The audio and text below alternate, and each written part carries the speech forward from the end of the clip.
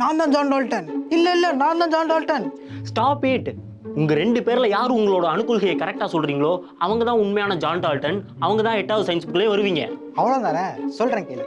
எல்லா பொருட்களும் அணுக்களால தான் உருவாயிருக்கு. இந்த அணுவை உருவாக்கவோ அழிக்கவோ பிளக்கவோ முடியவே முடியாது. தப்பு, அணுவை பிளக்க முடியும். 2வது, ஒரு தனிமத்தோட அணு எல்லாத்துக்கும் ஒரே பண்பு தான் இருக்கும். இல்ல வேற பண்பு இருக்கும். உதாரணத்துக்கு ஒரு அணுவை எடுத்துக்கிட்டு அதுல ஒரு நியூட்ரன் ஆட் பண்ணீங்கன்னா அது அதே தனிமமா தான் இருக்கும். ஆனா அதோட மாசு, மெல்டிங் பாயிண்ட், பாயிலிங் பாயிண்ட் மாதிரியான சில பண்புகள் வேறுபடும். 3வது, வேற தனிமத்தோட அணுவில எடுத்துக்கிட்டீங்கன்னா அது எல்லாத்துக்கும் வேற பண்பு தான் இருக்கும். இல்ல போதும், நீங்க தான் உண்மையான ஜான் டால்டன். எப்படி? எல்லா பதிலுக்கும் நான் தானே கரெக்டா சொன்னேன். இல்ல, 1808ல் ஜான் டால்டன் அணுவை பத்தி நிறைய கண்டுபிடிச்சு அணுவோட தந்தைன்னு அழைக்கப்பட்டாலும் அவர் கண்டுபிடிச்சதுல சில மிஸ்டேக்ஸும் இருந்தது.